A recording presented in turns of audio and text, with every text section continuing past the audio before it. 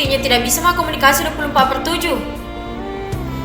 Jangan karena kita lihat Kak sabar, mau kisah nak tak tanpa kabar. Makanya sadar.